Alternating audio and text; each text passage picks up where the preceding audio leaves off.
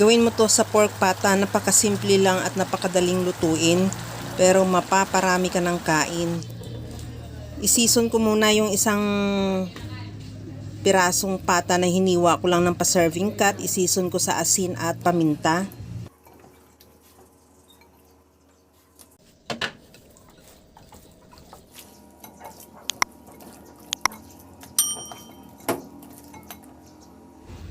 Naglagay na ako ng kunting mantika sa kawali at i-sear ko na rin yung ating pork pata hanggang sa mag-brown, at saka natin baliktarin at antayin na lang din na mag-brown din yung kabilang side at tanggalin muna sa kawali at ilagay sa bowl at i-set aside. Habang ginagawa ko yan mga kalasa, kung bago ka pa lang sa aking channel, welcome! At huwag kalimutan mag-subscribe at i-click ang bell button para sa mga notification. At kung dati ka pa, welcome back at i-follow mo na rin ako sa aking Facebook page, Lasang Pilipina.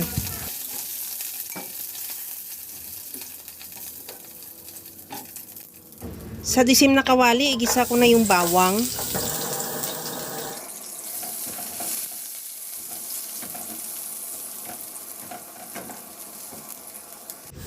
Ilagay ko na rin yung sibuyas.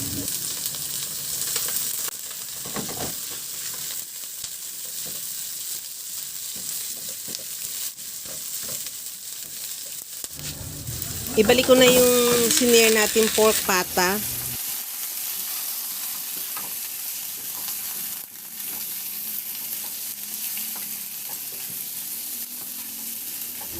Timplahan ko na ng toyo.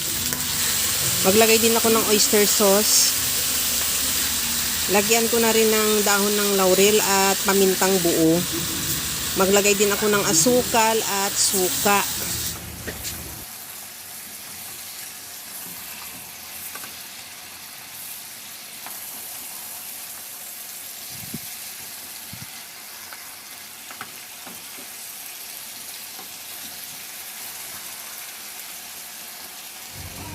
Ilagay ko na yung royal or orange juice.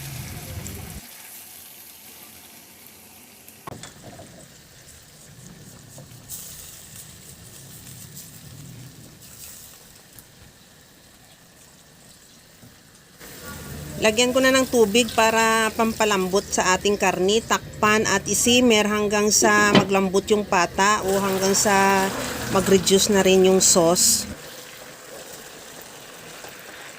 Sa puntong ito, okay na yung ating pork pata. Malambot na rin at nag-reduce na rin yung sabaw niya. Kunting halo na lang yan at ready to serve na yung ating napakasarap na adobong pata with orange juice. Kaya mga kalasa, kung nagustuhan mo yung ating video, please like na lang at pakishare na rin sa inyong mga friends. At kung bago ka pa lang sa aking channel, subscribe na at i-click mo na rin ang bell button para sa mga notification. Okay na to, ready to serve na. Hanggang sa muli mga kalasa. Thank you for watching. Bye-bye!